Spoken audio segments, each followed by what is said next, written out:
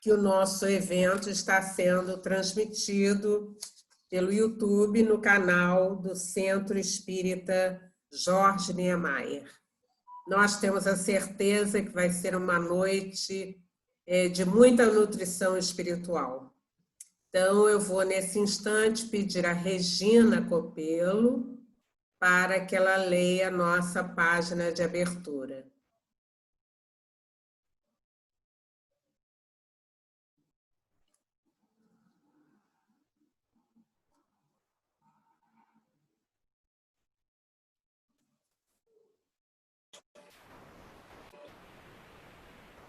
União. O amor é o laço de luz eterna que une todos os mundos e todos os seres da imensidade. Sem ele, a própria criação infinita não teria razão de ser, porque Deus é a sua expressão suprema. Livro Momentos de Reflexão, Emmanuel e André Luiz, psicografia de Chico Xavier. Então, eu vou pedir a Norma Albarello que faça a nossa prece de abertura. Todos me ouvem? Ok. Então, estamos aqui nesse dia muito especial e as nossas primeiras palavras precisam ser de agradecimento. Agradecimento por essa oportunidade de estarmos reunidos pelos recursos tecnológicos, mas juntos celebrando os 71 anos de atividade de nossa casa, agradecidos pelos amigos que trabalharam no planejamento, no plano espiritual, pela construção de nossa casa, na sua missão, pelos amigos que nos antecederam e foram responsáveis também pela construção material, pela implantação das atividades que tanto nos auxiliam. Pelos queridos companheiros, Wagner, Vinícius, novamente conosco, nos brindando com suas palavras, conhecimento, com tanto carinho. Esse carinho que agora dividimos com todos que aqui se fazem presentes dos dois planos da vida. Queremos agradecer por tudo que conseguimos realizar no refazimento de caminhos, na melhoria dos nossos projetos de vida, com união e boa vontade. Agradecer, então, a Deus pela oportunidade da vida e do trabalho, em nome de Jesus. Muito obrigada, queridos amigos da Casa de Jorge Niemeyer. Graças a Deus. Graças a Deus. Eu vou agora pedir à nossa companheira Wilta Correia, porque ela vai fazer uma breve apresentação da história da nossa casa. Boa noite, Wilta. Boa noite a todos. Nós temos hoje um dia de festa, porque a nossa casa, que é o Centro Espírita Jorge Niemeyer, está completando 71 anos. E nesse período, muitos companheiros foram atendidos na nossa casa, tanto no plano físico como espiritual. Nosso centro está localizado na rua Barão de Cotegipe, 599, em Vila Isabel, Rio de Janeiro. Mas em sua origem, na rua José Vicente, número 67, também em Vila Isabel, tinha seu registro como Casa Espírita Jorge Niemeyer / Manuel Cambina. Por motivos legais, eles retiraram o nome de Manuel Cambina do registro, mas ele continuou sendo patrono junto com Jorge Niemeyer.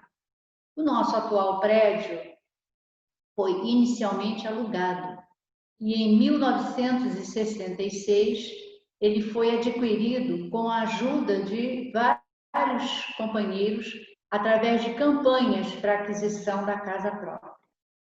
Atualmente o centro é administrado por um colegiado, o qual é constituído por uma comissão diretora, integrada por 5 coordenadores de áreas, com a colaboração constante de outros trabalhadores, o que nos permite decisões mais democráticas.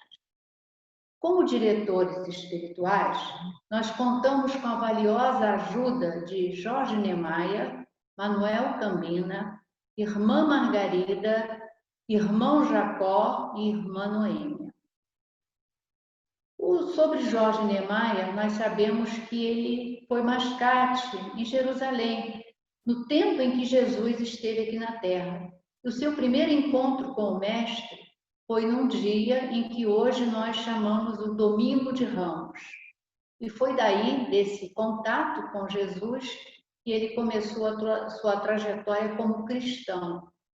Posteriormente, Jorge Niemeyer reencarnou no Brasil como o cacique Tibiriçá, da tribo dos Guaianás, cuja filha Bartira casou-se com o português João Ramalho.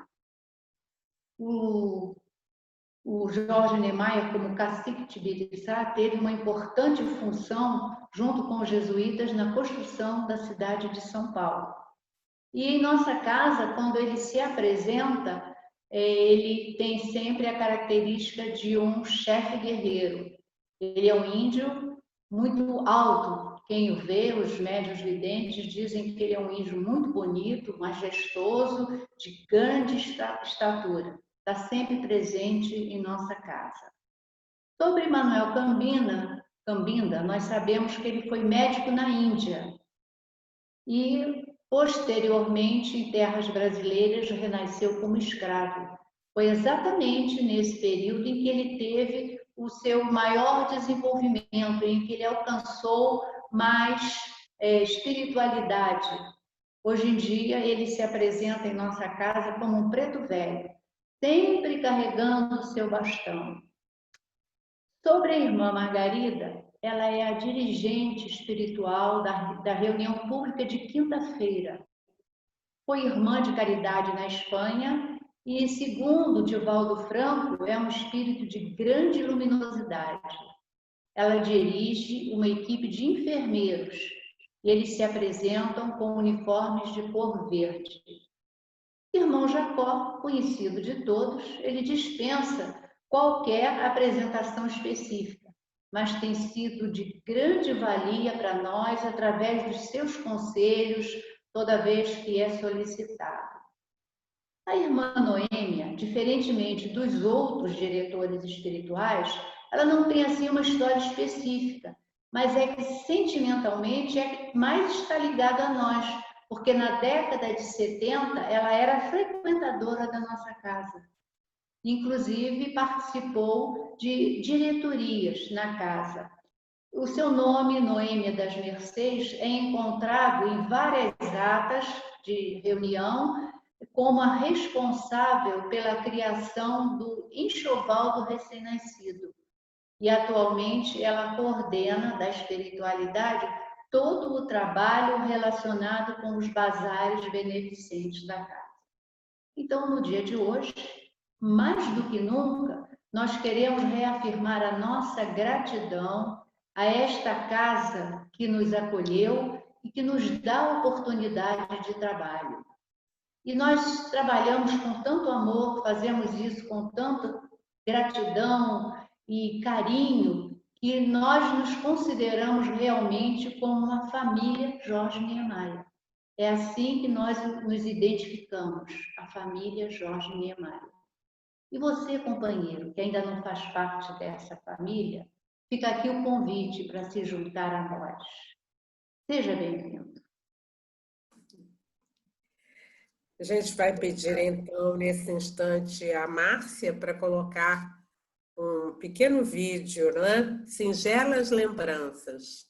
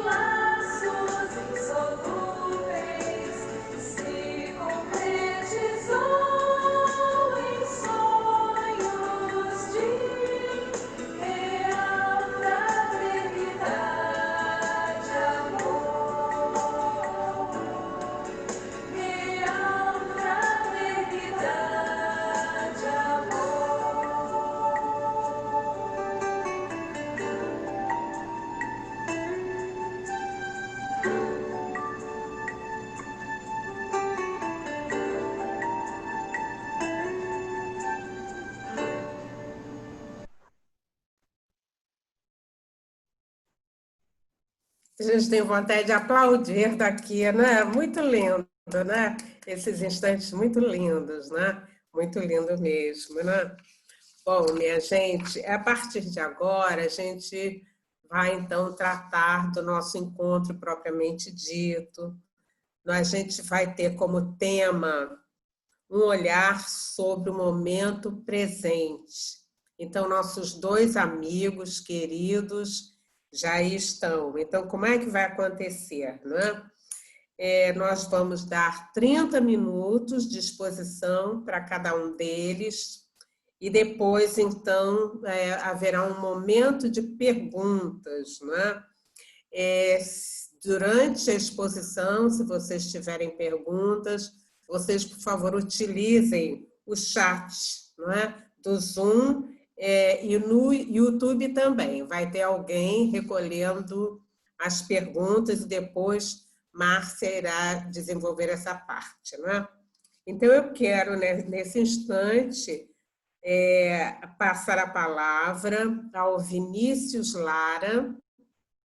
Vinícius Lara é nosso amigo querido, de muito tempo, nosso jovem, nosso expositor querido e amado, de Juiz de Fora.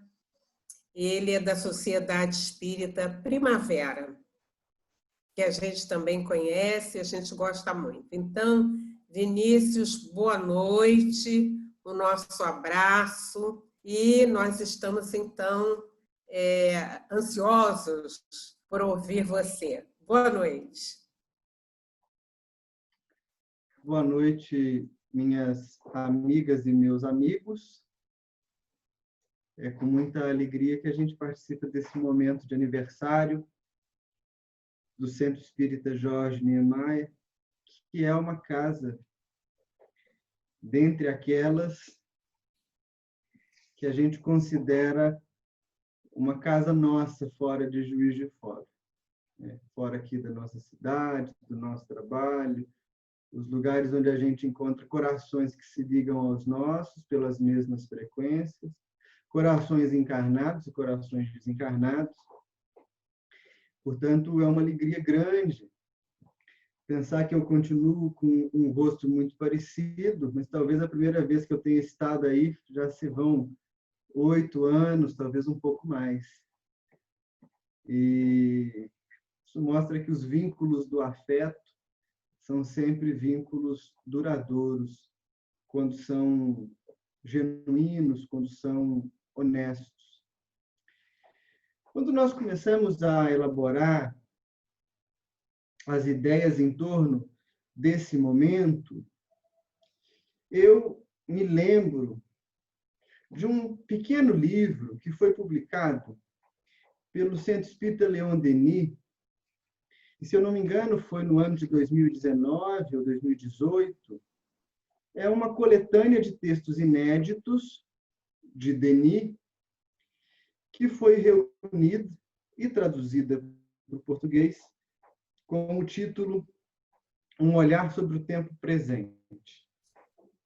Ali existem artigos que foram produzidos por Denis entre 1920 e 1926.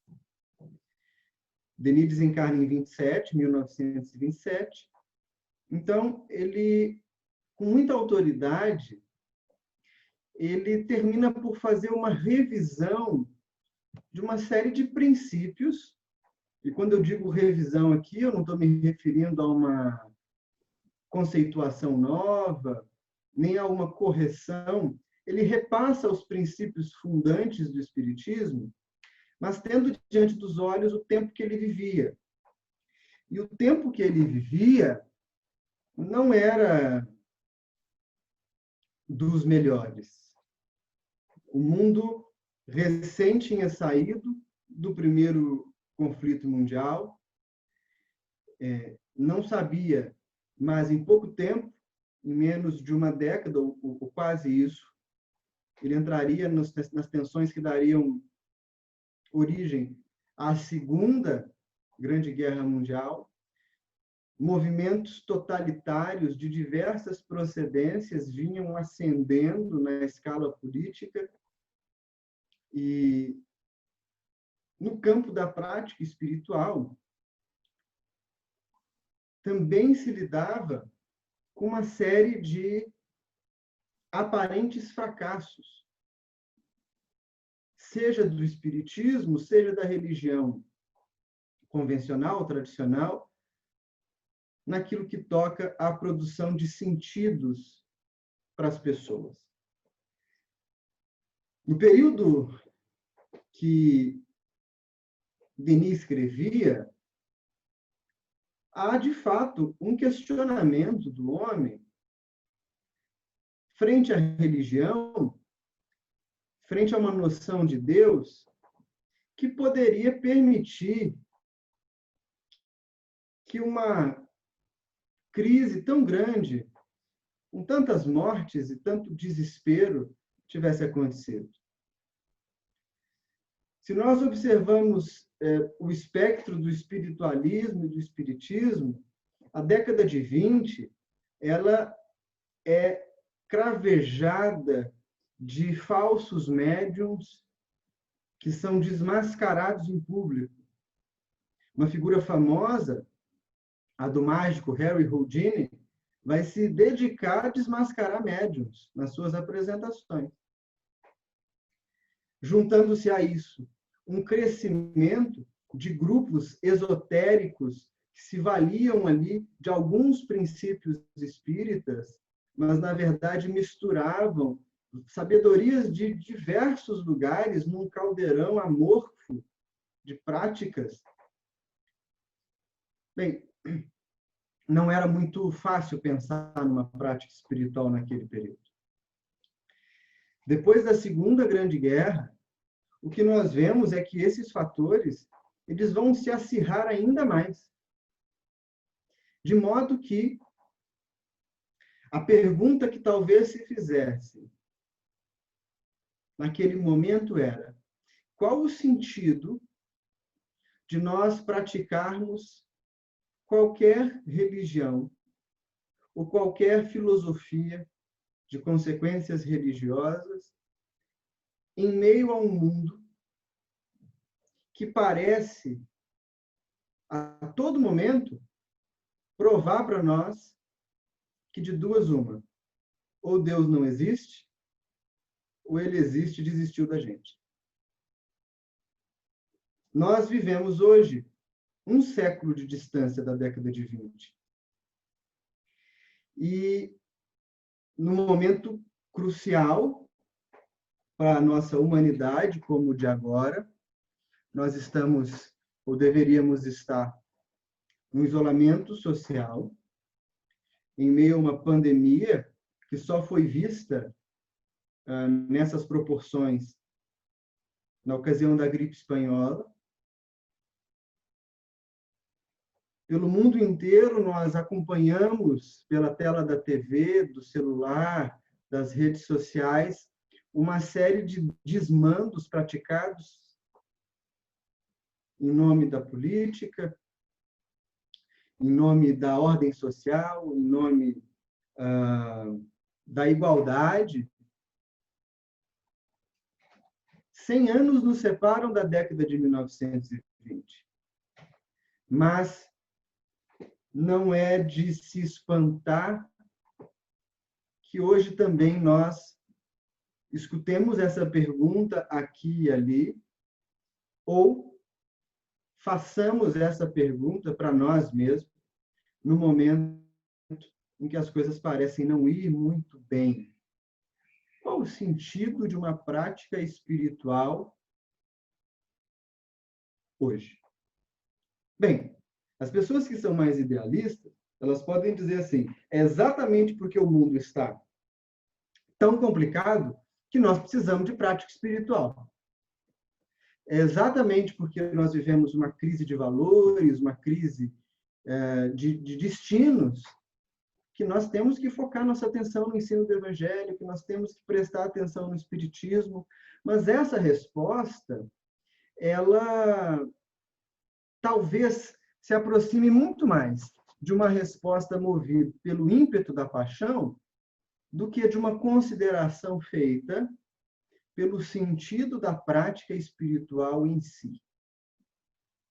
E o que eu pretendo fazer nessa minha primeira parte, nesse nosso primeiro momento de conversa, é traçar algumas reflexões com vocês sobre o que pode ou o que poderia nos mover na direção de uma prática espiritual consciente, lúcida, ou se a gente preferir usar os termos de Kardec, raciocinada. E por que isso é importante? Porque excessos passionais, mesmo que sejam de fé, eles podem até ocupar a nossa cabeça por algum tempo, mas não suportam grandes temporadas. Não suportam invernos muito, muito rígidos. E nós estamos diante hoje de uma nova geração de pessoas que são formadas numa lógica um pouco diferente daquela que a maioria que está aqui agora na sala com a gente teve a sua formação. Já não se acredita por acreditar. Simplesmente ir na casa espírita como um rito, como um lugar que a gente vê Deus, como aquela localidade onde eu posso tomar um passe, fechar meu corpo para ficar a semana inteira protegido, talvez não tenha mais o mesmo impacto no desejo das pessoas. E mais, nós estamos em casa. As portas das instituições estão fechadas. Os trabalhos assistenciais estão ou diminuídos ou reconfigurados. Qual o sentido de permanecer, então, na nossa busca por espiritualidade? E mais, como que essa busca se manifesta para nós? Se a gente for fazer um esforço para olhar no passado como se constituem as religiões humanas, nós vamos encontrar praticamente o mesmo padrão. Qual seja, via de regra, as religiões se organizam em torno da solução de 3 demandas da vida humana. E eu digo da vida humana porque, por mais que o seu cachorrinho seja espiritualizado e assista o culto do Evangelho no lar com você, ele não pratica religião. O seu papagaio, ele não é religioso. Eu me lembro que eu morei na casa de um amigo, quando eu estudava, morava com a família dele, e ele tinha um papagaio que era incrivelmente antissocial.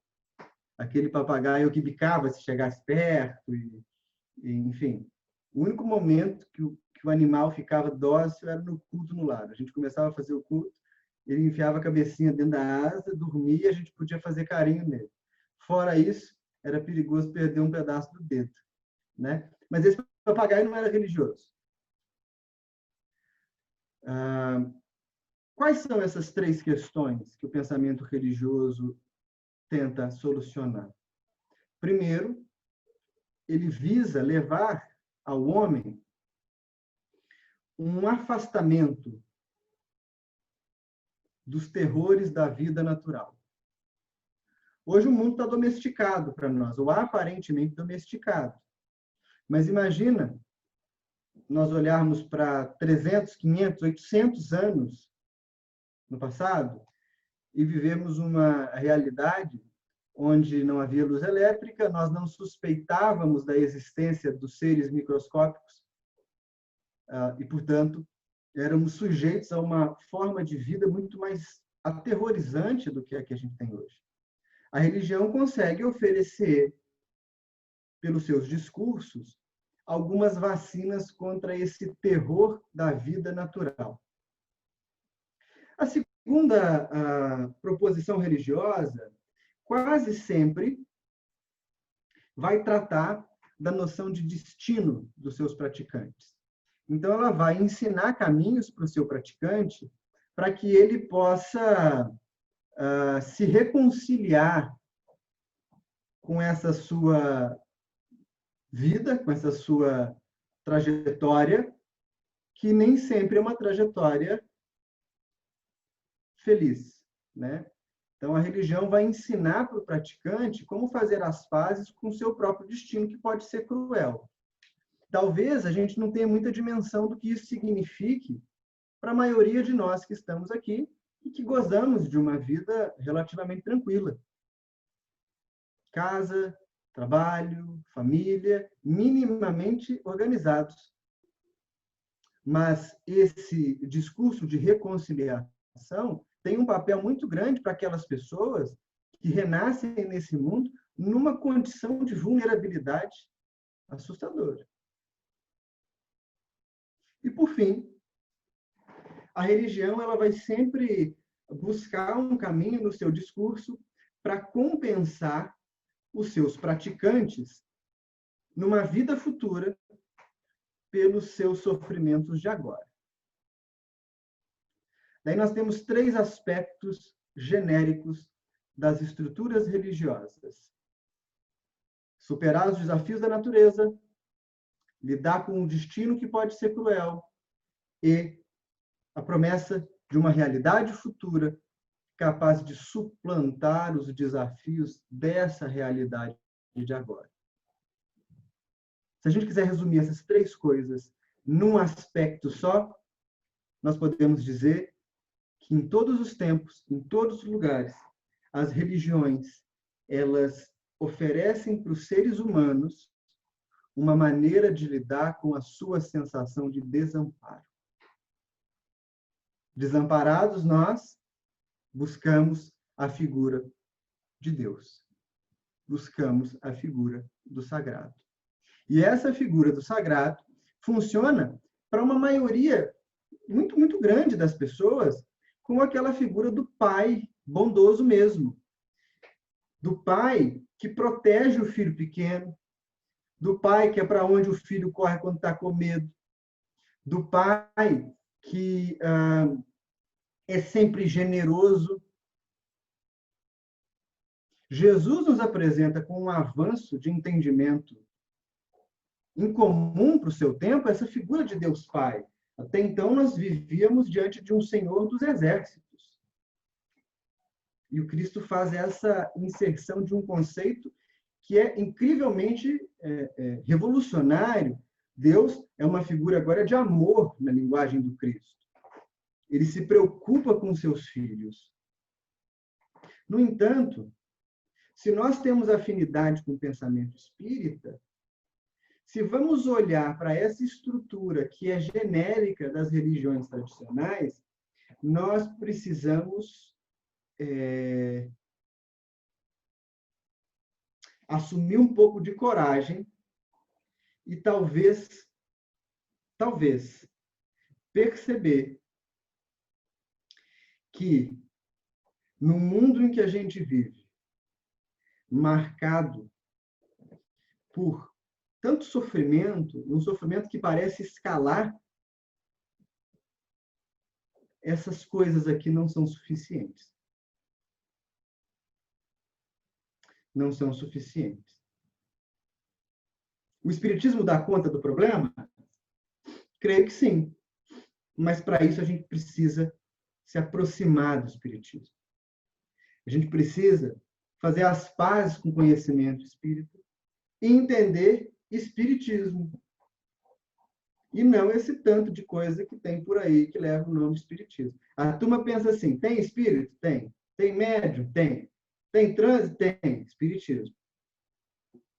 Publicou livro psicografado? Espiritismo. Não sei se é. Talvez não siga nessa direção. Por que a gente precisa dar um passo além? Porque senão a gente vai reproduzir alguns discursos que são discursos estranhos. Vê, ainda outro dia eu ouvia, durante um estudo, um companheiro que dizia para mim assim, é claro que existe injustiça no mundo, mas não existe ninguém injustiçado. Ora, esse raciocínio é quase um sofisma, passa batido. É quase como se a gente dissesse assim, com outras palavras, e vocês vão ver como é que parece absurdo. A pessoa pode até não saber por que ela está apanhando, mas Deus sabe o que está batendo. O Espiritismo não faz pacto com isso. Isso não faz parte do pensamento espírita. Existe uma parte da nossa realidade, uma parte da nossa existência terrestre que é marcada por aquilo que nós trazemos de outros tempos? Existe. O nome disso é expiação. Não é? Agora, ninguém reencarna para matar ninguém, ninguém reencarna para agredir ninguém, ninguém reencarna para ser criminoso. Se isso existe, é porque há uma parte da responsabilidade daqueles que estão aqui encarnados na condução dessa nossa vida comum e que permite que indivíduos sigam por esse caminho, né? Que não é capaz de dar para quem tem fome, ou necessidade de trabalho, ou necessidade de crescimento, espaço para tal. E aí a gente começa a tangenciar um problema. O problema de que vivemos num mundo que cada vez mais leva o indivíduo a olhar para si, a ver a si próprio, a cultuar a si próprio pelas redes sociais. Quantas curtidas eu tive na minha postagem, quantas visualizações no meu canal.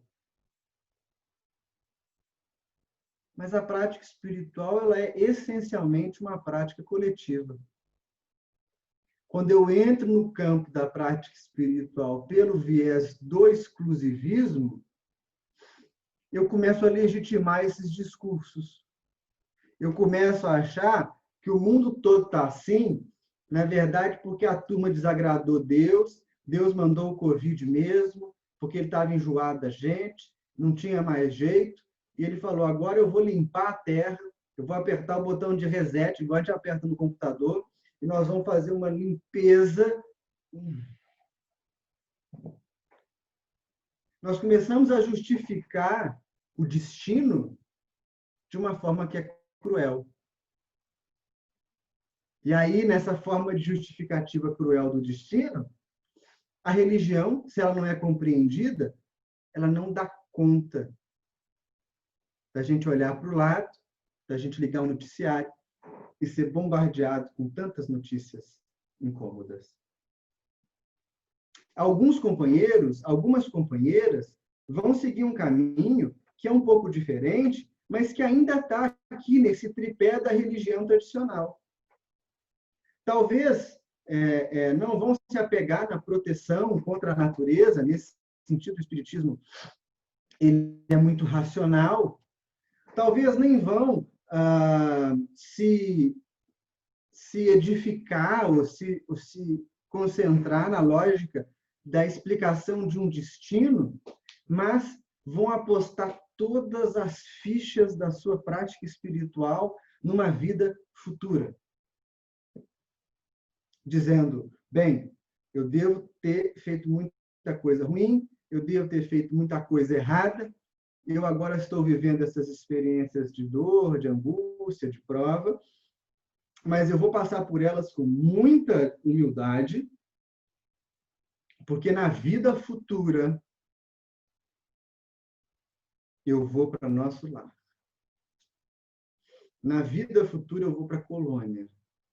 Lá não tem doença, lá não tem criminalidade, lá não tem corrupção. Eu estou apostando todas as minhas fichas na vida que virá. Percebem que também há um pequeno problema aí? Porque se todas as fichas fossem para outra vida, qual o sentido de vir para essa? E mais, será mesmo que o Pai designou esse mundo para que ele fosse uma penitenciária, para que ele fosse um reformador e nada mais?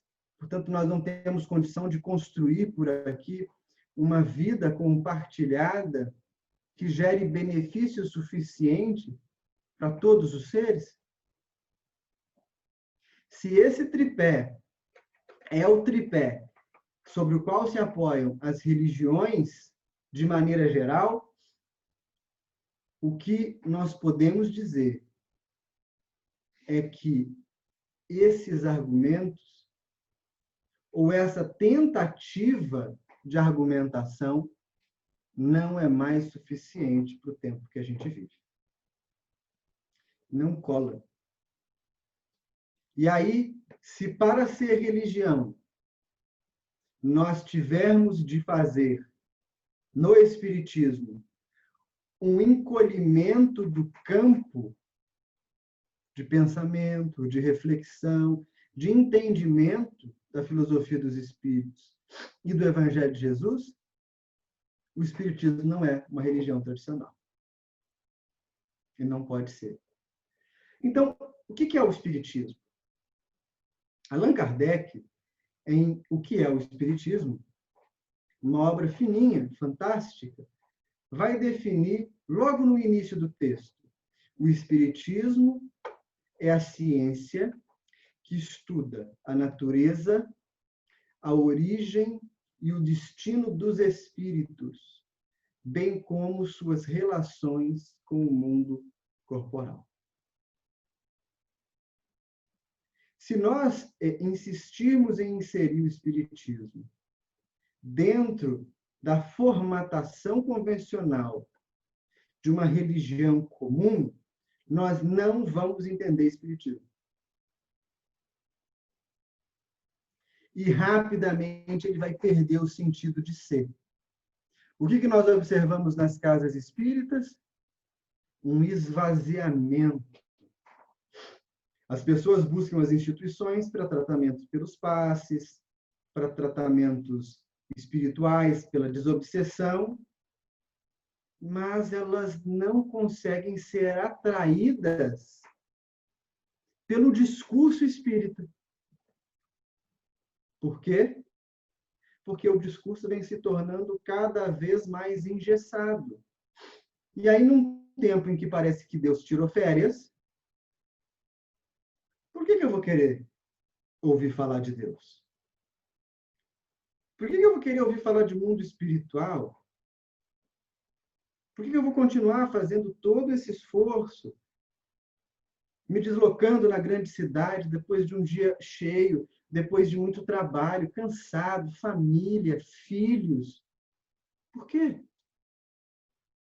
E a gente tem que ter muita humildade para ouvir as pessoas dizerem: eu não vejo sentido para fazer isso. Eu não vejo sentido.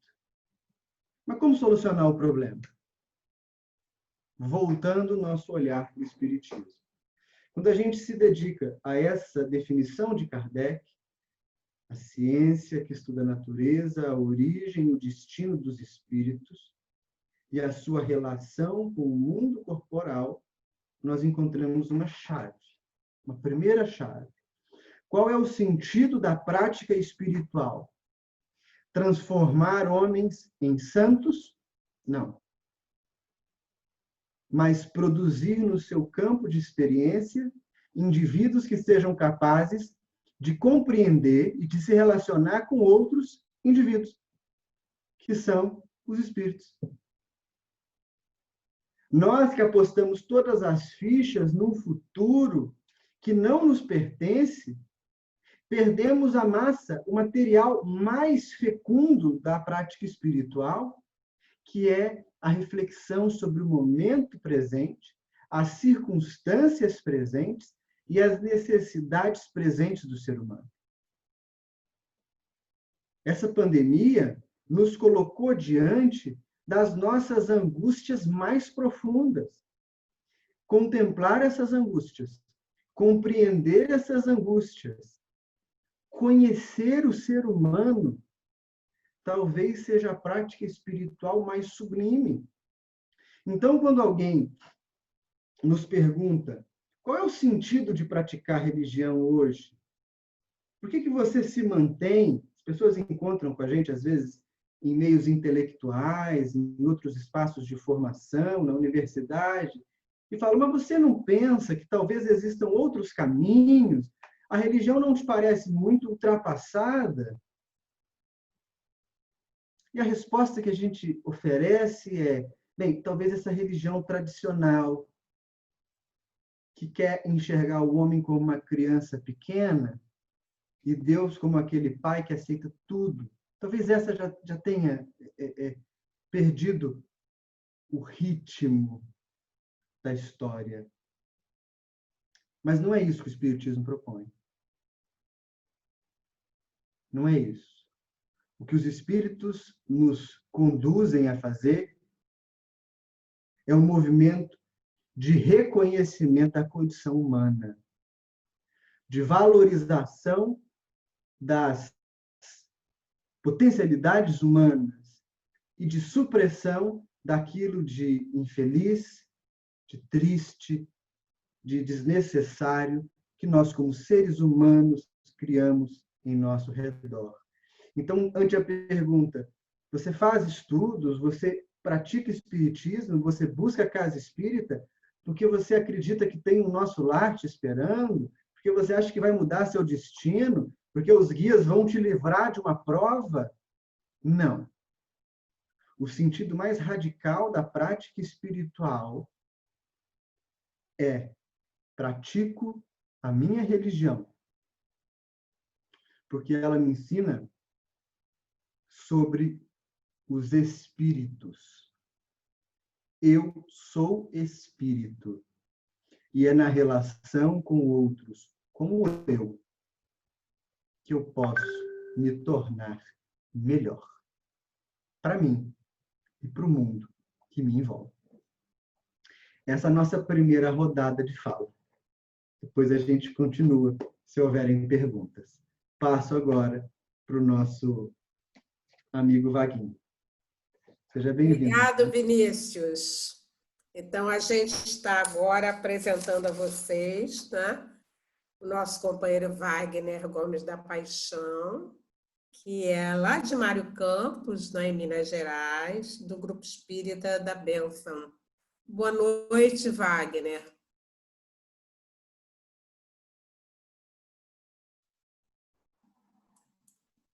Onde está?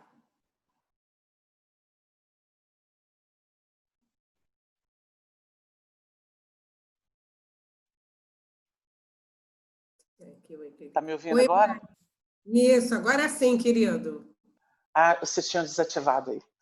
Nossa, boa noite a todos da Casa de Jorge Niemeyer.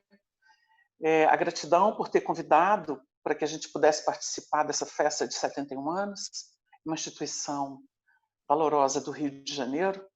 E nós saudamos todos aqueles que estão acompanhando esse momento aí da casa tão importante, porque a gente tem que valorizar o que é bom, o que é útil, o que é verdadeiro, né? Nós queremos compartilhar com vocês, como reflexão, um texto do Evangelho que está no capítulo 14 de Mateus, versículos de 22 a 36. É o episódio em que Jesus anda por cima do mar. E a gente escolheu esse texto exatamente porque ele tem muita relação com o que ocorre conosco neste momento de transição, de dificuldade, de mudança, de aferição de valores, uma checagem de profundidade nas almas, nos corações, nos processos reencarnatórios, nos conceitos existenciais, nas instituições. Tudo hoje passa por uma grande revisão, que é a chamada prova, nesse período de mudanças significativas. Porque nós chegamos a um clímax de conquista em todos os sentidos. E é preciso fazer a síntese desse processo. O Espiritismo, que foi proclamado aí de uma forma reflexiva pelo Vinícius, ele não tem outro objetivo, porque ele vem secundar um processo de amadurecimento dos nossos conceitos sociais, de vivência social, do nosso papel no mundo. Então, esse texto que a gente vai tentar dinamicamente trabalhar com vocês, como reflexão, ele vem depois de um episódio muito importante, que é a primeira multiplicação dos pães. Nós notamos que quando Jesus lança mão da boa vontade dos companheiros que possuíam 7 pães e 2 peixes, e multiplica isso para a multidão, fazendo sobejar, depois de atender homens, mulheres e crianças, 12 cestos cheios, que é um símbolo de integralidade de atendimento das necessidades, nós vamos perceber que acontece uma espécie de aferição, não para o povo, porque a multidão vai ser dispersada, mas ele vai aferir os discípulos. Porque a gente tem que entender que o discípulo é aquele que foi chamado e a quem se confia mais. É o que está mais instruído, é o que está mais, vamos dizer, impregnado dos testemunhos. É aquele que entra no campo da mordomia para lembrar de um outro episódio, que é a parábola do servo vigilante. Porque o Pedro pergunta a Jesus, quando ele estava dando instruções sobre vigilância, ele fala assim, dizes isso a nós ou também a todos? Aí Jesus contra-argumenta perguntando para Pedro assim, quem é, pois, o mordomo fiel e prudente, a quem o Senhor pôs sobre os seus servos para lhe dar a tempo a ração? Então, com essa resposta de Jesus, a gente entende o que é que vai acontecer depois da multiplicação dos pães. E que é uma reflexão profunda para nós. Porque o Pedro entra aqui de novo, né, com uma questão, ou seja, Jesus usou diversas vezes o Pedro para aferir a questão da fé, ou seja, da capacidade de visão dele, de projeção da sua sensibilidade para enxergar os fundamentos da vida, ou aquilo que era a vontade de Deus. Então, vocês notem, com esse introito que a gente fez, olha a beleza desse texto. E logo ordenou Jesus que os seus discípulos entrassem no barco, no singular, e fossem adiante para outra banda. Ou seja, se ele estava numa margem do mar, que era o mar da Galileia, né, que é o lago, né, que ele chamava de mar, se ele estava numa banda e que foi atendido o povão, que era a multidão, e multiplicou pão, e ele pôs os discípulos para trabalhar, agora é hora de aferição. E o que acontece? Entrassem no barco e fosse adiante para outra banda. Eles tinham que navegar para atingir a outra margem do mar da Galileia. E o mar da Galileia é o símbolo do mar da vida. Nós estamos numa posição, assistimos ali, e Jesus manda que eles vão num barco. Lembrando, na definição de Emmanuel, que barco é a posição de cada um. O barco é a posição de cada um, ou seja, é a minha personalidade, a minha individualidade, que está ali naquele processo existencial. Então, Jesus ordena isso. Aprendeu? Então tá, manda ver. Enquanto despedia a multidão, ou seja, aquele tipo de experiência não era para todo mundo. Não era para todo mundo. E despedida a multidão, subiu ao monte para orar à parte. Vocês acham que Jesus foi com eles no barco? Não. É hora de testemunho. Ele se recolhe para orar. Isso aqui tem muito significado, mas não dá para ficar debulhando o miudinho aqui, então nós vamos tratar de uma forma mais universal, tá? E chegada já à tarde, estava ali só. Então, enquanto o mestre se recolhe na oração, os discípulos seguem no barco. E o barco estava já no meio do mar. Se estava no meio do mar, estava em alto mar. Não dá para entender? Açoitado pelas ondas. O que o mar da vida tem?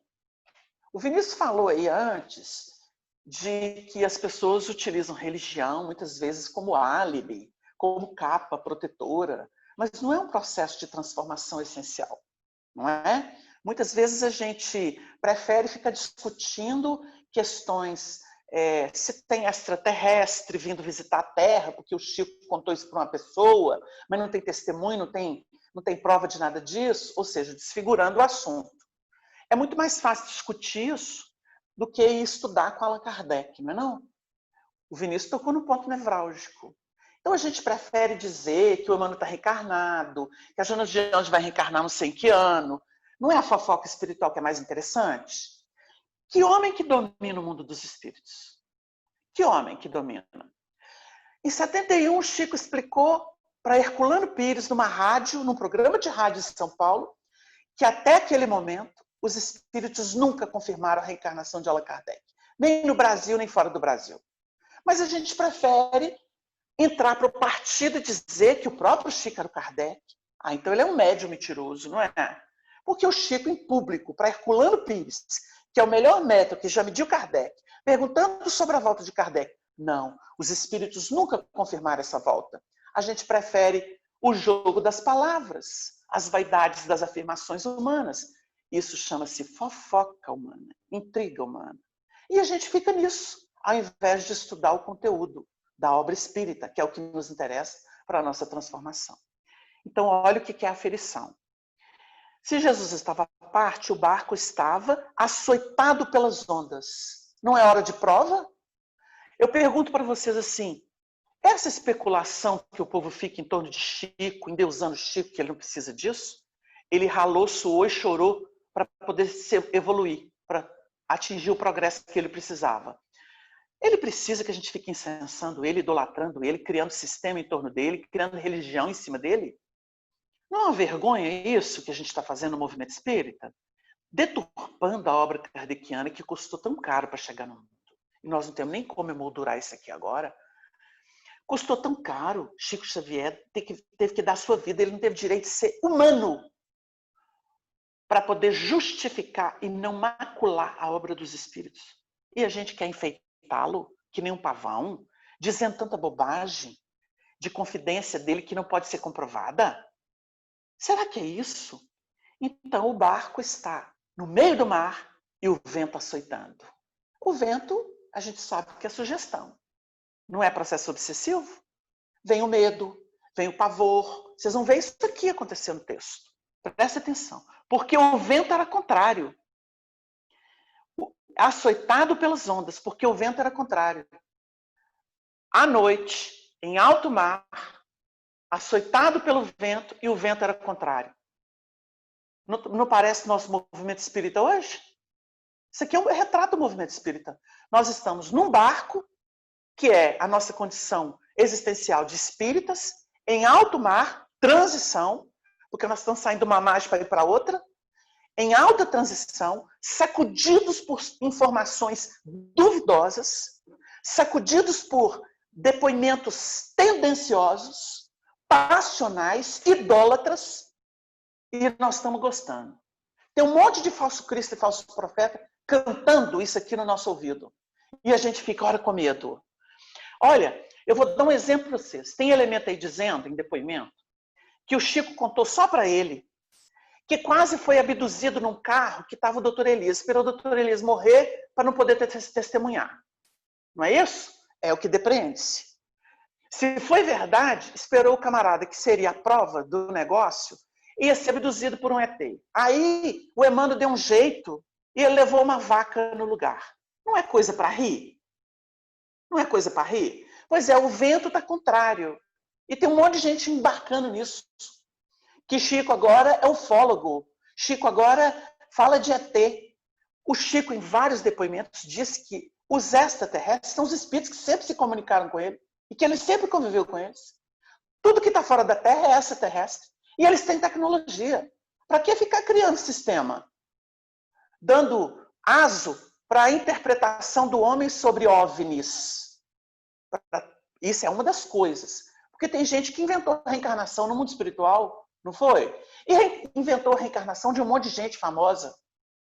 Aí vocês veem o que é a diversidade no movimento espírita. Porque enquanto Chico estava aqui, esse besterol não corria. Porque o Chico solapava a verdade. Que ele era um instrumento fidedigno das altas cúpulas. Então ninguém tripudiava. Porque o assunto é velho. O Alzira Zaru, segundo ele próprio e segundo outros, se era a reencarnação de Kardec, o Chico desmentiu tudo. Então por que cria-se tanta divisão, tanta ilusão, para exatamente não se prestar atenção naquilo que é importante? Aí vai se criando essas coisas. O vento era contrário. Mas, vocês prestem atenção, que horas que aconteceu? À quarta vigília da noite, dirigiu-se Jesus para eles. Quando é que Jesus volta? Depois da primeira, segunda e terceira vigília. Como é que é essa vigília na antiga Palestina? A primeira era de 6, 18 às 21. A segunda, das 21 às 24. A terceira, de 0 a 3. E a quarta, de 3 a 6 da manhã. Qual que é o pior período da vigília que Jesus recomenda em outros textos e parábolas manter a vigilância, para que o Senhor não vire ladrão? Como é o caso da parábola do servo vigilante. É a que vai de 9 à meia-noite, ou das 21 às 24, e de 0 a 3. Sabe por quê? São as piores 6 horas, as horas mais escuras. As que os testemunhos são mais ásperos. Vocês entenderam agora por que ele aparece a partir das 3 horas da manhã? Porque já é o raiar do dia. Que hora que Jesus vem encontrar os discípulos que ele mandou ir para o barco em alto mar? Às 3. Na quarta vigília. Porque antes ele não podia. Por que ele não podia? Porque era a hora do testemunho dos discípulos que estavam instruídos e amparados em tudo que ele ensinou e vivenciou com eles. Eles tinham acabado de participar da multiplicação dos pães. Para não citar outras coisas. Porque o João Batista tinha morrido antes, segundo a cronologia de Mateus. Ou seja, quando João Batista morre, termina a era da lei. Começa Jesus na era do amor. Na lei do amor. E ele vai versá-los. E ele ensina a multiplicar pães e peixes, se alimentar e alimentar a multidão, no processo de cadeia, que vem desde Deus, que é o Criador, que fornece tudo para nós, passando por ele, que era mestre, e os discípulos, os operadores, aqueles que pegavam o pão partido por Jesus e davam à multidão, porque Jesus não opera direto com o povo. Não sei se deu uma ideia para vocês. Ele não opera direto com a multidão. Tem que ter os intermediários, porque senão ele tira o trabalho de quem precisa granjear a autoridade agindo na ação. Então ele chega nesse período em que eles atravessaram. Mas prestem atenção. O que acontece? Na quarta vigília da noite, dirigiu-se Jesus para eles, caminhando por cima do mar. E os discípulos, vendo-o caminhar sobre o mar, assustaram-se, dizendo: é um fantasma, e gritaram com medo. Sabe por quê? Porque à noite tudo acontece. Por que fantasma? Porque nós estamos sempre vendo tudo deformado. A gente vê tudo deformado. A gente não identifica as coisas com a natureza essencial delas. Então a gente vê as caricaturas. Então eles viram Jesus, que é a verdade, que é o amor, como fantasma. É o primeiro momento. Porque estavam assombrados pelos testemunhos, pela noite, pela tormenta dos ventos. Ou seja, estavam intoxicados, porque o vento era contrário. Lembram-se? Se a gente for estudar isso a fundo, os ventos são sugestões do pessimismo, do negativismo, da descrença, que é o que a gente está vivendo hoje na pandemia. Muitos estão desesperados, vendo fantasma em tudo. Mesmo quando a verdade divina vem ao nosso encontro, vem nos ajudar, vem nos apoiar. Porque de todos esses processos que a gente está vivendo, nós estamos escolhendo a verdade, o amor de Deus, e a gente é incapaz de ver. É isso que a gente está vendo. Está quase sendo vencida, não é? Olha aí, um pouquinho da volta no Rio de Janeiro, olha o destempero do povo. Olha o destempero das pessoas agredindo, humilhando as outras. Por que isso? Isso aí, elas dizendo, é fantasma, é fantasma. Então, a gente percebe o quanto que a gente grita e sempre com medo, porque o medo é a antítese do amor. O medo é a antítese do amor. Por isso que Jesus fala, na outra parábola, que é a dos talentos. Quando ele enterrou o pouco que recebeu, quando Jesus conta a parábola, para o Senhor aquilo não foi justificativa. Ah, eu tenho muito medo do Senhor, por isso que eu não ousei. Não foi justificativa. O medo é a antítese do amor. Nós temos que nos expor no bem. Se não se expor no bem, não tem parte com Jesus, porque é assim, sim, não, não. O que passa disso é maligno. Ou é ou não é. É frio ou quente. Morno não existe, como ensina o Evangelho. Jesus, porém, lhes falou logo dizendo, tende bom ânimo, sou eu, não temais. Porque a misericórdia de Deus é infinita. Não tem nada para nos perder. Nada do que nos acontece é para nos destruir. Se destrói é o ego. E o ego não interessa. Porque o ego é a nossa vaidade, é a nossa presunção, é o nosso egoísmo, é o nosso orgulho. Então ele pode apanhar. Mas a essência é cultivada. Então nessa hora vem o bom ânimo. Tem de bom ânimo, sou eu, não temais. Olha como é que a providência divina sempre manda o recurso na hora certa. No final do ciclo da provação. Porque eles já tinham atravessado o pior período da noite. No barco, sozinhos. Em hora de testemunho é você com você. Claro que o Criador te assiste, mas ele não pode interferir. Porque você tem o seu direito de escolha. Você pode se positivar ou continuar nos seus vícios, nos seus temores, nas suas fugas. Depende de você. E ele disse, vem. Aí entra Pedro de novo. E Pedro descendo do barco, ou melhor, desculpa, gente, eu pulei um trecho aqui.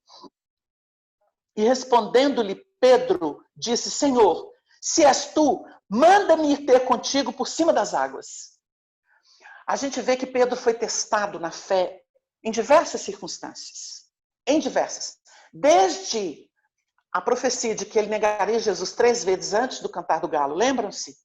Depois ele vai ser testado diversas vezes na fé. Porque Pedro foi chamado de a rocha da fé. Porque ele anteviu o Cristo essência, o Filho de Deus em essência. Tu és Pedro, e sobre essa pedra edificarei a minha igreja. O que foi essa profecia de Jesus?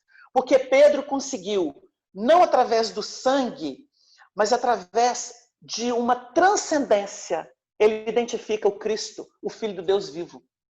A dinâmica de Deus através do Espírito Jesus. Então, quando Jesus define que ele é a rocha da fé, aí nós vamos ver ele passar por diversos testemunhos. Então ele fala, eu vou, porque ele já tinha essa iniciação. Só que acontece algo. Mas sentindo...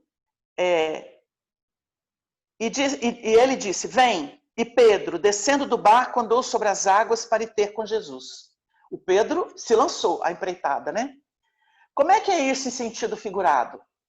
É quando a pessoa, não é a água viva, né? Tudo bem que fenômenos acontecem, a gente sabe. A gente estuda isso no Espiritismo com Kardec. A pessoa pode andar, pode levitar. O Chico levitava. São João da Cruz levitou.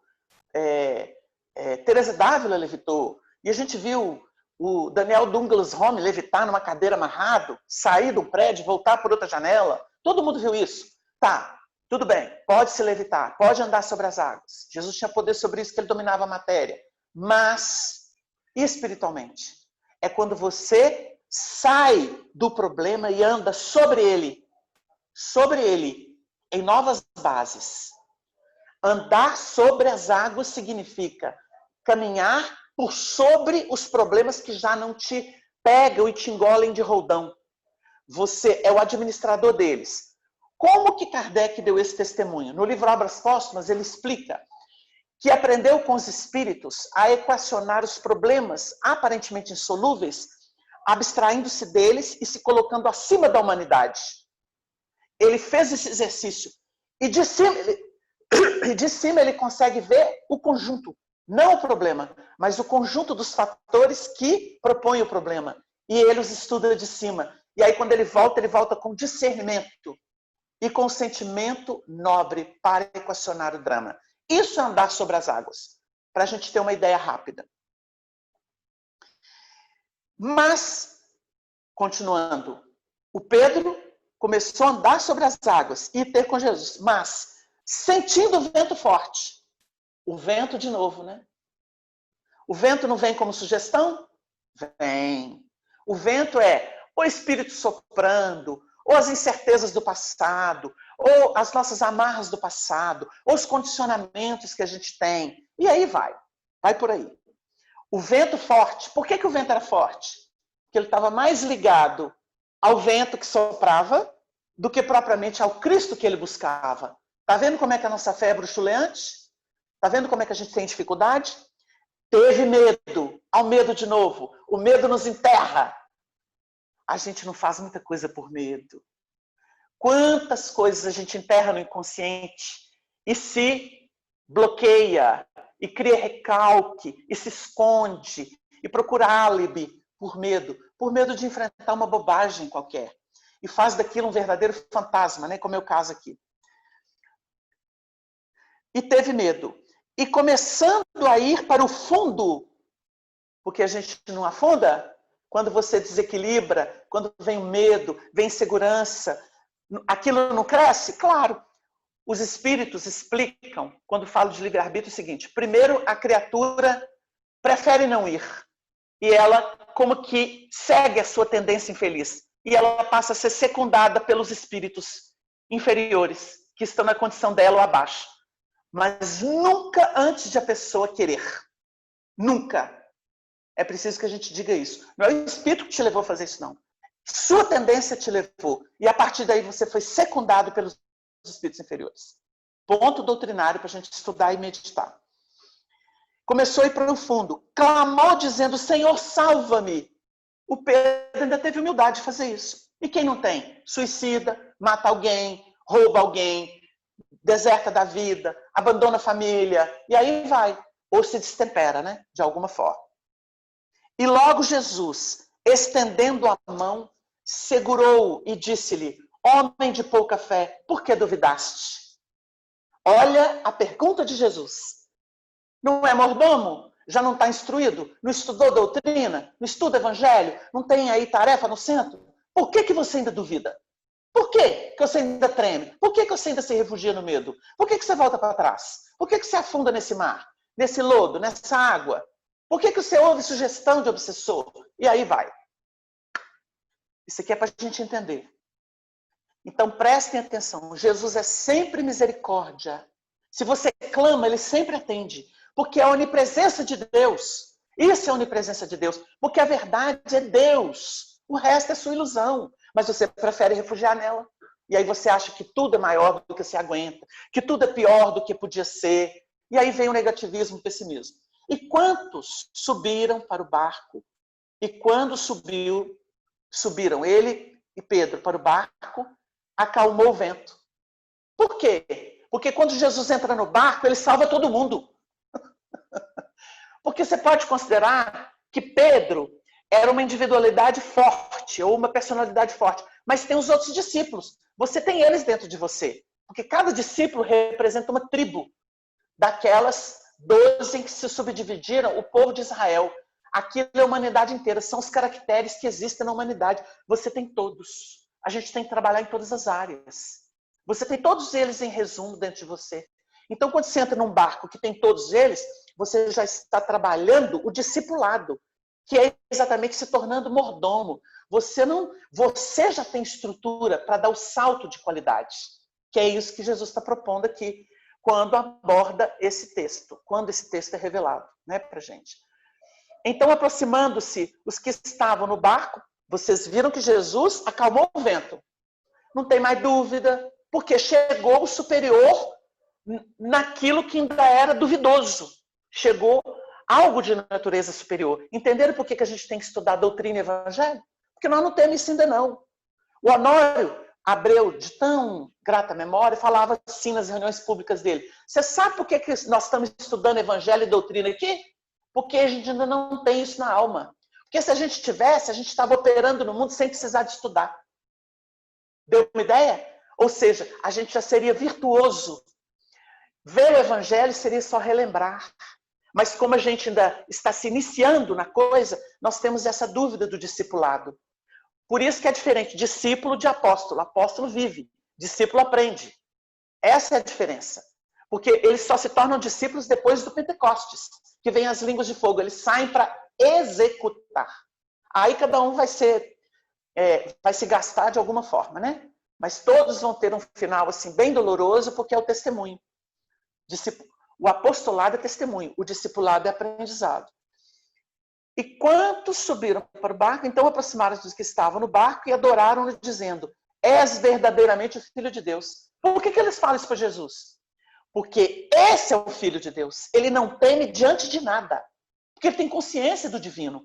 Ele revelou a potência divina que ele recebeu de Deus, do Criador. Então ele esplendeu. Nós estamos terminando, viu, Márcia? Eu sei que o tempo aí está apertado.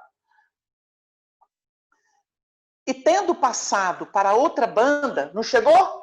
Com a ajuda de Jesus. Mas eles tiveram que caminhar muito tempo sozinhos, foi? Testemunho é assim, gente. Tem hora que você fala assim, Deus me abandonou. Vinícius citou isso aí. Deus me abandonou. Será que Deus existe mesmo? Essa é a hora do seu testemunho. Não é testemunho de Deus, não. Ele vai vir te socorrer na hora que você precisa. Mas depois que você sair do buraco. Porque o buraco que você cavou, você tem que entrar nele e fazer bonito. Ou, se é um aprendizado, você tem que aguentar o tranco. Porque já está na hora, você tem ombro para isso. Porque Deus não faz nada injusto. E tendo passado para outra banda, chegaram à terra de Genezaré. Ou seja, atravessaram de um extremo a outro. E quando os homens daquele lugar o conheceram, mandaram por todas aquelas terras em redor e trouxeram todos os que estavam enfermos. E rogavam que ao menos eles pudessem tocar a orla de seu vestido, e todos os que o tocavam ficavam sãos. Sabe por quê? Autoridade vibratória. Só de tocar a orla. O que é tocar a orla? Entrou no campo de vibração daquele elemento. Quem ia visitar o Chico, quando ia aproximando, às vezes nem chegou perto dele, ia aproximando, já começava a ter a garganta tomada e queria chorar. E muitos choravam. Sabe por quê? Entrou na orla, tocou a orla. A orla do vestido de uma entidade que ama, né? Ela vai longe. Então você entrou no circuito daquela criatura, às vezes até com força do pensamento. Você busca em prece um espírito, por exemplo, Chico, Bezerra, você entra na orla dele, aí vem o toque. Aí você se cura, você se regenera. Ô, gente, é isso que Jesus espera de nós.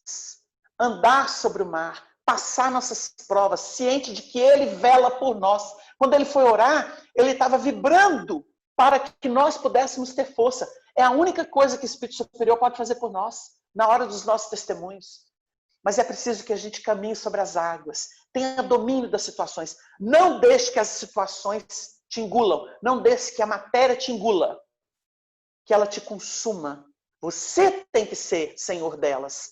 Você tem que ser o senhor das possibilidades, porque você é filho de Deus. E é por aí. Então a gente contribui dessa forma, com essa passagem do Evangelho que é tão linda, num momento tão peculiar desse, para que as almas possam entender que nós estamos com Deus e que nós somos filhos de Deus. E é preciso parar de ouvir os ventos que são contrários. Chega de fofoca, chega de conversa paralela, chega de proposta ilusória. Vamos ao essencial. Verdade e amor é o que nós precisamos para poder realmente revelar que nós somos filhos de Deus. O nosso abraço muito carinhoso a todos vocês aí. Wagner, querido, muito obrigada. Nós vamos, então, agora passar para a Márcia, que com certeza tem algumas questões. Nossa, a gente fica aqui impactado, né, com essas falas, né? E aí eu gostaria de começar com a pergunta, como aqui não está especificado, eu vou começar com o Vinícius. Foi do nosso amigo Gilton, e ele pergunta: sendo o tempo atual uma época em que tantas famílias tiveram perdas, não encontrarão essas famílias consolo na doutrina espírita para aceitar a perda e a separação? Ei, Gilton, espero que tudo esteja bem por aí.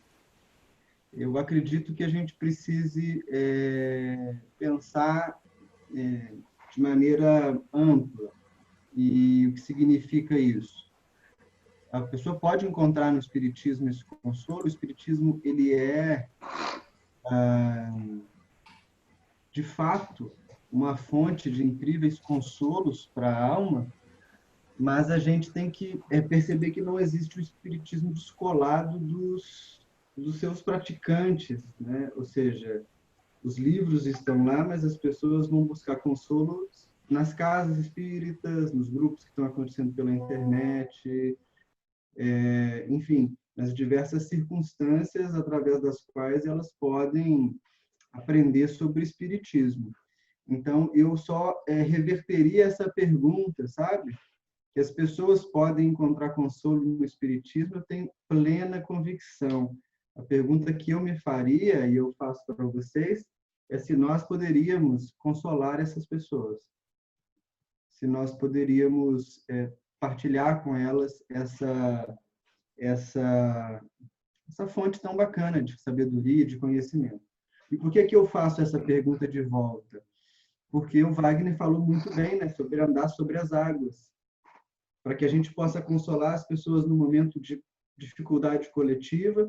A gente precisa fazer o nosso esforço de andar sobre as águas, né? O nosso esforço de sair da zona de perturbação, o nosso esforço de sair de uma zona que a gente está mais acostumado e buscar esse estado de partilha com quem está sofrendo mais do que a gente. Ok, querido. E agora eu vou passar para o Wagner.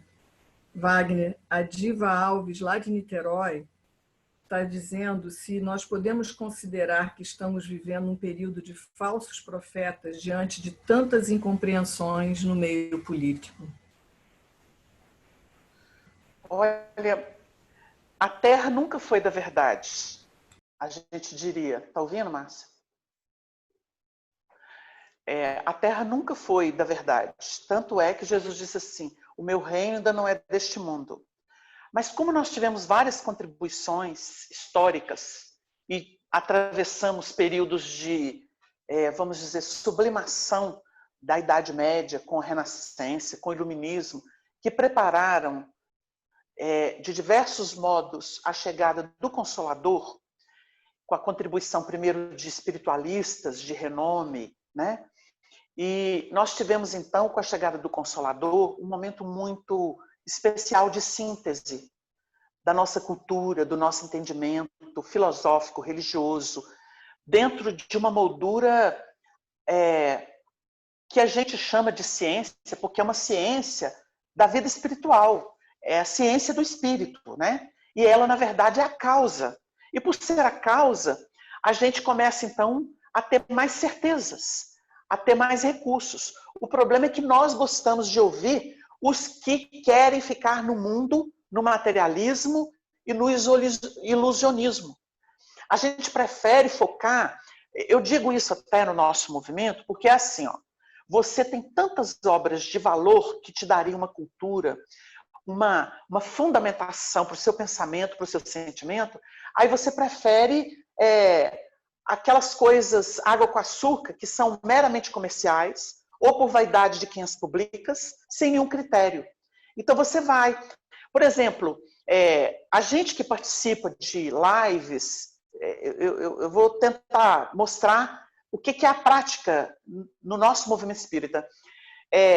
Por você gostar da verdade na base dela, com Kardec, né, com os espíritos superiores, com a obra genuína do Chico, da Dona Ivone, para citar assim, os que desencarnaram com heroísmo, quando você se atém aos princípios que estão ali, isso desagrada pessoas que começam a querer te desautorizar e te bater, porque você está tentando desviar o pensamento das ideias esdrúxulas delas. Então, assim, a gente vê coisa que a gente vive, eu vou falar para vocês assim, coisa que a gente vive. A gente vê que pessoas criam perfis falsos para tumultuar, por exemplo, diálogos e fazer perguntas para as pessoas que estão trabalhando conteúdo sério.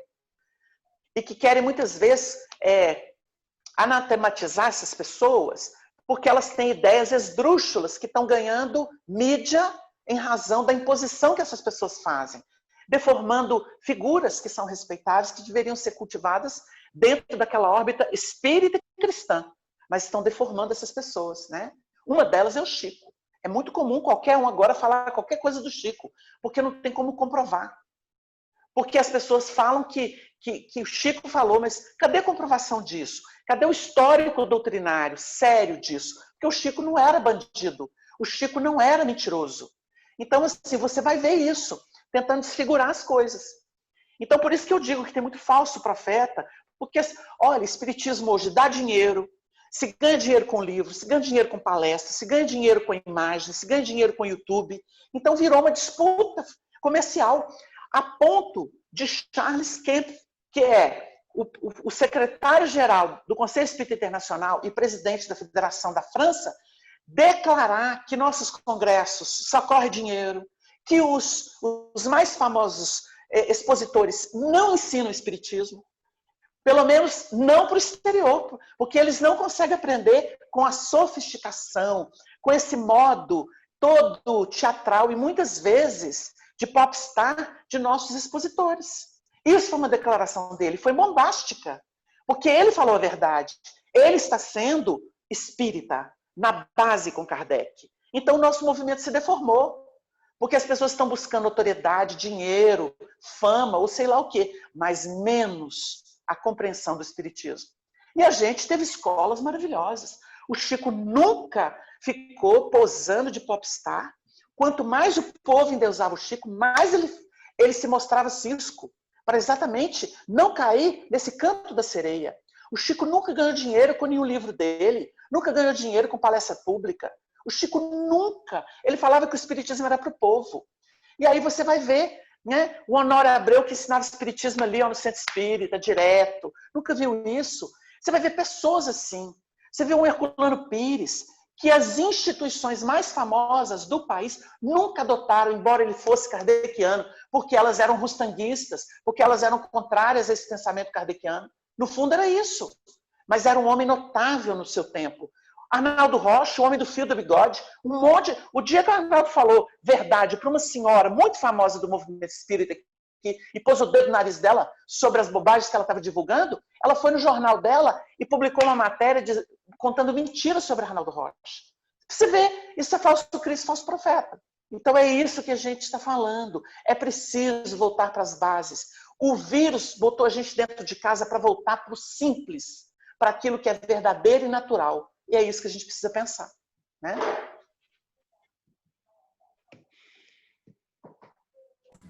Obrigada, Wagner. Nós temos aqui mais uma pergunta, que é do Luiz Felipe Pantoja, e agora é para o Vinícius. Ele fala que as religiões, de uma maneira geral, defendem a igualdade entre os homens, mas, por outro lado, privilegiam os benefícios da vida após a morte, fazendo com que as mudanças necessárias nesta vida não pareçam tão urgentes. Nesse sentido, as religiões não estariam ajudando a manter a desigualdade com a promessa da justiça divina?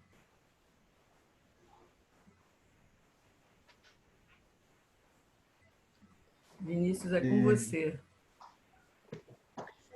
Luiz Felipe, né? Isso, da nossa casa mesmo. Então, Luiz, eu acho que o raciocínio é exatamente esse. Mas a gente tem que botar alguns pingos nos is. É sempre muito difícil agir assumindo a responsabilidade pelas nossas atitudes, sabe? O que a gente percebe? Sempre existe uma busca e quase sempre com resultados terríveis para que a gente possa justificar as nossas ações na fala de outras pessoas. O Wagner acabava de dizer sobre esse disse-me-disse, que se coloca palavras na boca de Chico, se reinventa a roda, né? E nós vemos que essas pessoas que possuem tanta autoridade no seio de um movimento religioso como o espírita, só têm autoridade porque os demais espíritas as colocam lá, né?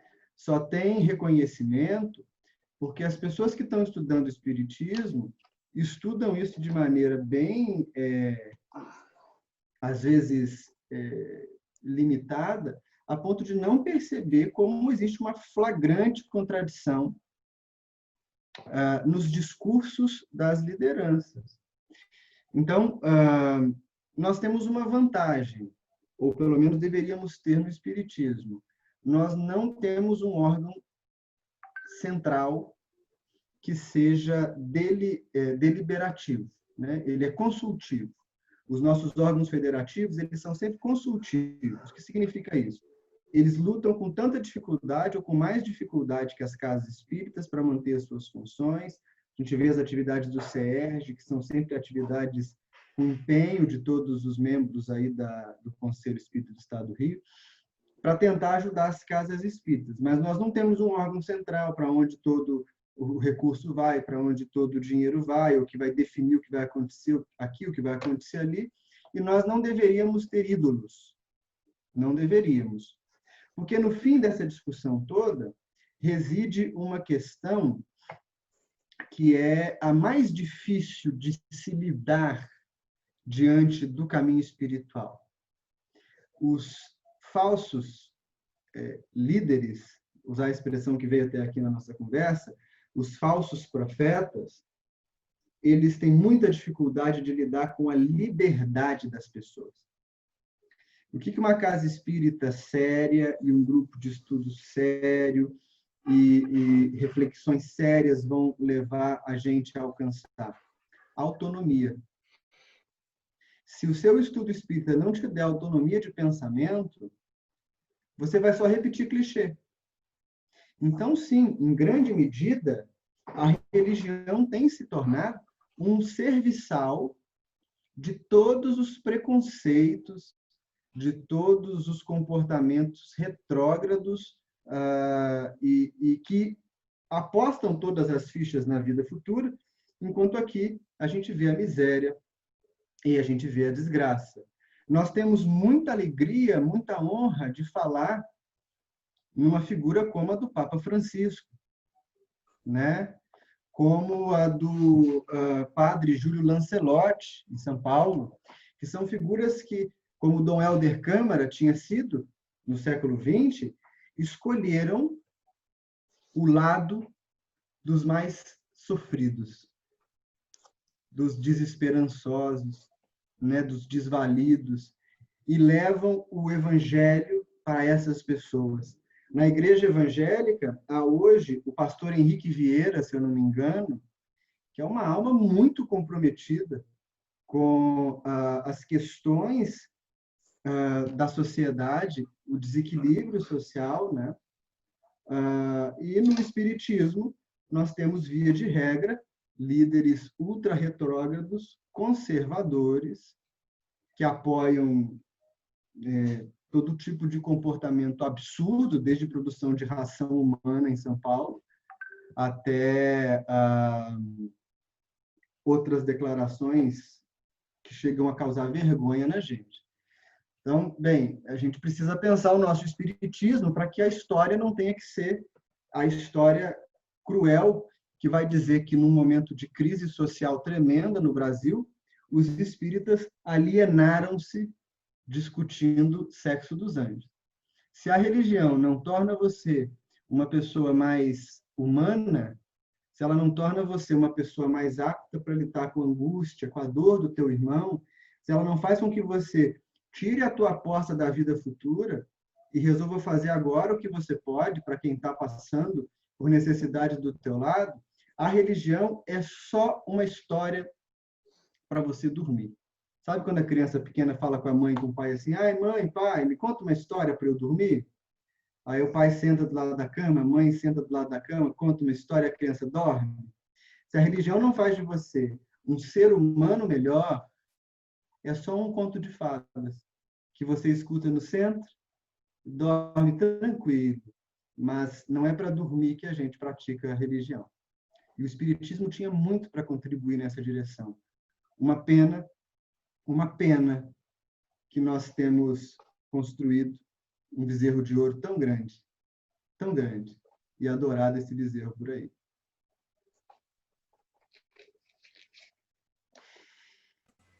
Obrigada, Vinícius. Wagner, agora é com você. Você falou nas lives, né? Então, a Lúcia Loureiro está perguntando se, com tantas programações, quase todo dia, né? com essas lives, será que nós não estamos evitando esse contato conosco mesmo e com os estudos espíritas? Estamos evitando o quê? Que eu não entendi. Estamos evitando o contato com a gente mesmo e com os estudos espíritas. Ela trouxe um ponto interessante, porque muita gente vive só do que o outro fala, né? E não consulta as fontes.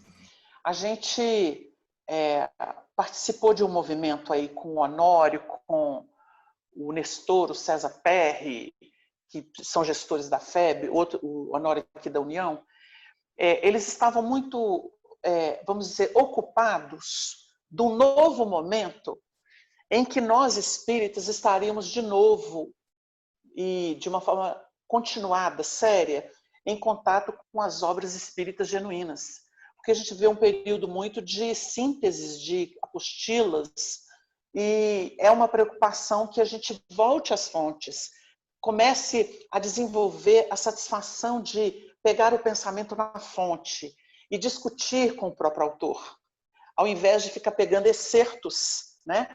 Então, quando você vê essa enxurrada de lives, que tem um propósito bom nesse período, mas se a pessoa vive só disso, ela não se ocupa de uma boa leitura, da sua autodescoberta, realmente ela fica viciada.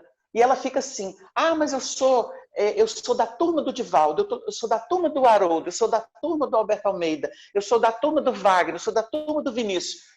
Isso é idolatria, gente. Você está pegando um alimento que foi digerido por alguém e a gente não sabe como é que é a digestão dessa pessoa. Claro que se você tem conhecimento doutrinário, você até sabe apreciar isso. Mas se você não tem conhecimento da fonte, da base doutrinária, fica difícil. Então, a reflexão dela, a pergunta dela é muito interessante, porque a gente pode ficar muito condicionado só a lives. A live é uma espécie de chamado, de despertamento.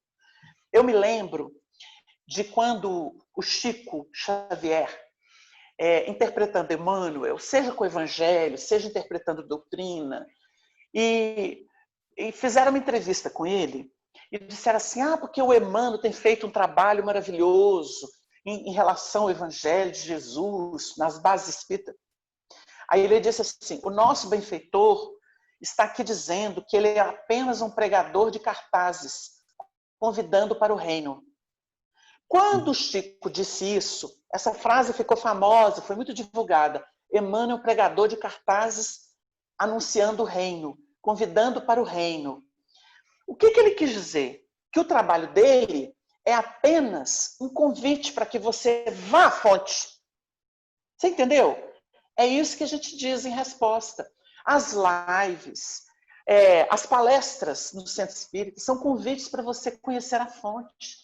Porque você não tem como colocar em poucas palavras, em um tempo tão exíguo, a maravilha que você vai encontrar na obra da codificação, a maravilha que você vai encontrar na obra de Chico, a obra de referência do Chico, e principalmente o Novo Testamento, com as chaves espíritas que você vai colher de Kardec e de Chico. Então é isso. A gente responderia isso para ela, que a reflexão dela é muito boa, muito oportuna. Obrigada, Wagner. E, em função do nosso tempo, nós vamos fazer a última pergunta para o Vinícius. Tá bom, tá Vinícius? Certíssimo. E aí nós queremos saber o seguinte, Vinícius, a Cleusa está perguntando como é que ficam as crianças nesse período de transição, de mudanças tão profundas, os espíritos que estão reencarnando neste momento? Ei, Cleusa. Vamos lá. Eu vou começar de trás para frente, tá? Eu vou começar do caso das reencarnações. Me parece que os bebês que estão reencarnando agora não sofrem nada específico. Pelo menos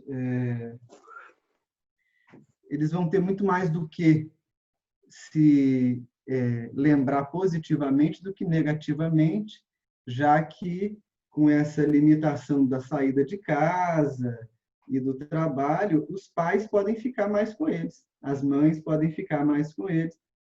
Se a gente pensar que a nossa rotina de trabalho, por ser tão exigente, faz com que o bebê bem pequenininho já seja levado para um berçário, para uma creche, para a casa de outra pessoa. Esses pequenos que estão nascendo agora, dentro das casas que estão em recolhimento, eles vão agradecer esse cuidado com mamães, papais, com família. As crianças, de modo geral, e aqui eu gostaria de falar também um pouco como professor, talvez a nossa infância, a nossa juventude, a nossa educação vão ser muito repensadas depois da pandemia. Como professor, eu tenho a impressão que boa parte dos pais dos meus alunos descobriram, num sentido pleno da palavra, que têm filhos que são crianças agora. Porque, fora da pandemia, eu passava o ano ministrando aula para essas crianças e eu não sabia nem quem eram os pais, não tinha noção do acompanhamento desses pais. Agora, os pais foram, não vou usar uma palavra forte, mas é ela mesma, os pais foram constrangidos a ter de conviver com os filhos. E isso tem um valor para que a gente reveja as nossas escolhas de convivência, para que a gente reveja as nossas virtudes, as nossas limitações, que é um valor que a gente não tem ideia de quão grande, quão importante ele é. Então, eu vejo que existem muitos problemas para a criança nessa pandemia. O acesso à internet não é uma realidade para todo mundo, portanto, as escolas, né, não conseguem manter de maneira igual o acesso ao conhecimento, os professores estão se adaptando. Há esse campo que precisa ser visto. Mas, de modo geral, eu vejo com muita esperança essa proximidade dos filhos com seus pais, ou, de modo diferente, essa proximidade das famílias, que pode servir para duas coisas. Pode servir tanto para reforçar os laços positivos, amorosos, genuínos, que estavam soterrados pelas preocupações e pelas exigências da rotina, mas pode servir também para, de fato, separar o que já não estava junto e fazer com que cada um perceba qual caminho seguir, de modo a tornar a sua vida útil e o mais feliz possível. Então, eu tendo a ser um esperançoso do resultado da pandemia. Se você está em casa, né, ou se a sua filha, se seu filho, sua nora está em casa com crianças, é uma oportunidade muito interessante, além de distrair a criança, que é uma preocupação grande que a gente tem, né? Distrair a criança para ela poder ter o que fazer, é muito interessante a gente poder separar um tempinho para observar a criança, para conhecer a criança, para saber quais sinais ela dá para nós, de quais tendências, quais aptidões, quais rememorações emocionais ela traz à tona. De fato, se tornar íntimo do seu filho, do seu sobrinho, do seu neto. Pode parecer uma coisa sem sentido dizer isso. Como eu vou me tornar íntimo do meu filho? A gente precisa se tornar íntimo de quem convive com a gente. Porque esses tempos são tão acelerados que, se piscarmos com um pouco mais de atenção, a gente não conhece quem está vivendo na mesma casa junto com a gente. Então, esse momento pode ser importante para isso. Queridos, assim, nosso tempo, então, acabou. Então, nós encerramos as perguntas. Eu vou passar a palavra para a Darcy, mas eu já quero deixar aqui a minha infinita gratidão a esses dois amigos imensos do meu coração, da nossa casa.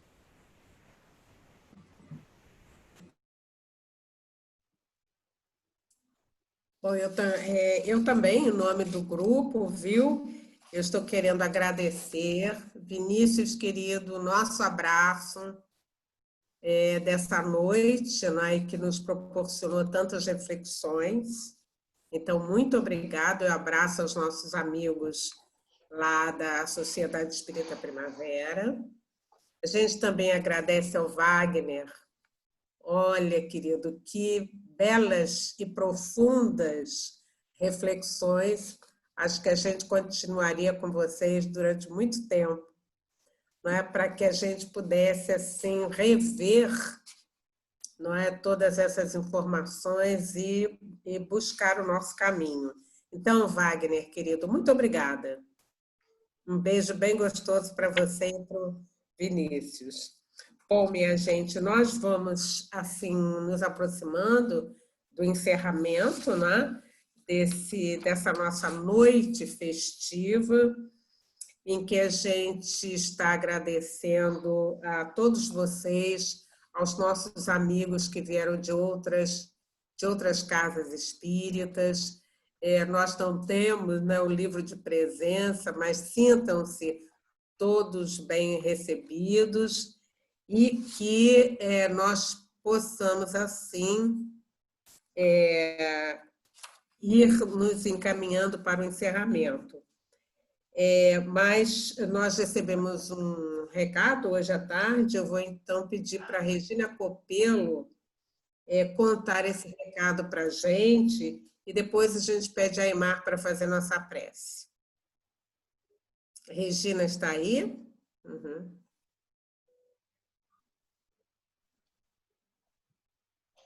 Estou aqui, Darcy. Hoje à tarde nós recebemos notícias de nossos mentores, né, dos mentores de nossa casa, e eu vou ler para nós a mensagem que nós recebemos através da psicografia do Alexandre Pereira. O sol, meus filhos, nasce para todos. Ele traz a vida para as plantas, animais e seres humanos. Traz o equilíbrio das águas, evapora os oceanos e rios para depois precipitá-los em forma de chuva. Faz com que os ciclos da natureza se iniciem e se fechem. Assim temos nós, que alcançamos o olhar além da vida material, o nosso sol, Jesus. Ele é como aquele astro-rei, que norteia os procedimentos de nossas vidas, a condução de todos os trabalhos da espiritualidade.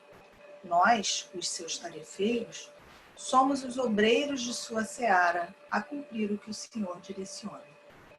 Assim, quando se inaugura uma instituição na matéria, a par dos motivos que levaram à sua criação, mesmo que venham da dissensão ou das ideias diferentes, sempre devemos superar tudo isso para versar sempre na prática do bem e do amor do Senhor. Os mensageiros maiores, por muitos anos, nos têm feito trabalhar em favor, primeiramente, de nós mesmos e por todos os que chegaram às casas em que fomos dirigentes e servidores.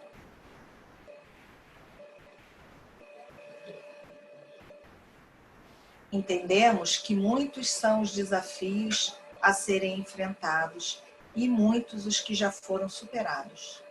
Mas saibam que todos serão registrados no livro da vida daqueles que puseram suores e mentes em favor de fazer o melhor, com a intenção maior de servir. Não precisamos, nestes dias, levar aos vossos corações ensejos de novos trabalhos. Precisamos que mantenham por longos dias a obra começada, de modo que as gerações que cheguem encontrem a obra em andamento e possam por si cumprir o que é de sua conta. Felizes estamos em compartilhar mais esse momento e rogamos que a luz dessa estrela radiante, deste sol de potência inigualável, sempre alcance cada tarefa desta casa. Jesus, meus filhos, espera que tenhamos em nossa vida alegria e perseverança. Só assim seremos reconhecidos como trabalhadores de sua seara, sem queixas e sem contar os erros, apenas aprendendo com eles.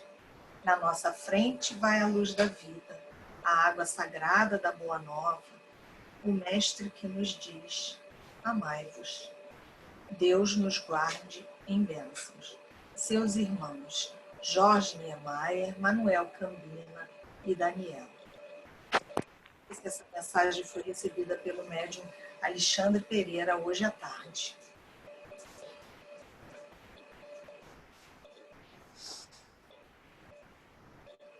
Senhor Jesus, Mestre amado dos nossos corações,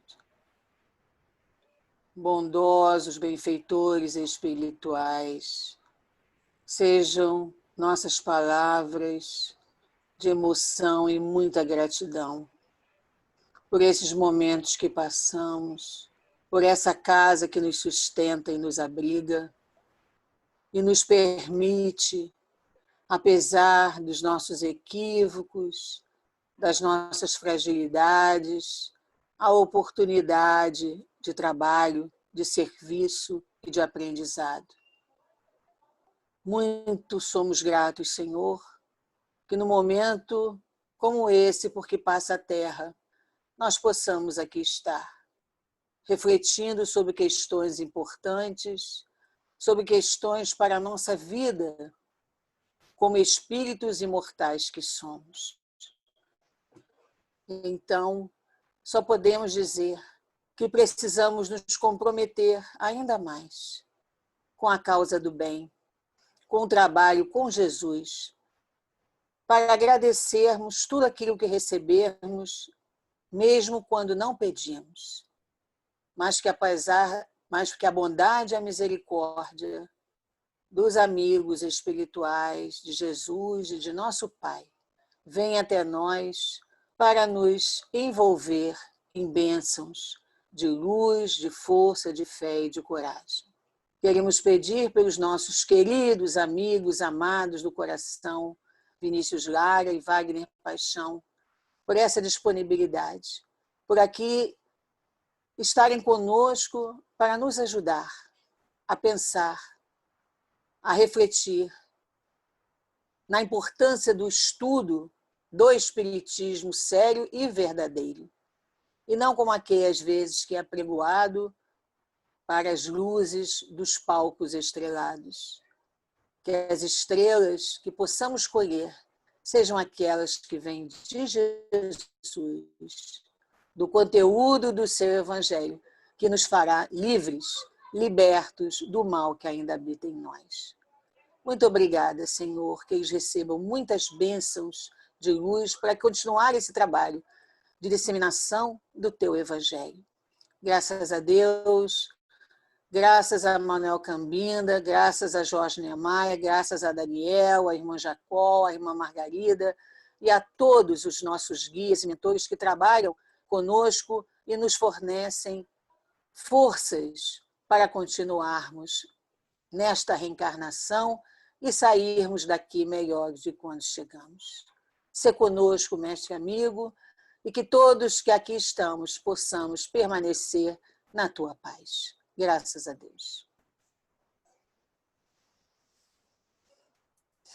Graças a Deus, meus amigos, muito obrigada pela participação de todos, pela presença de todos, né?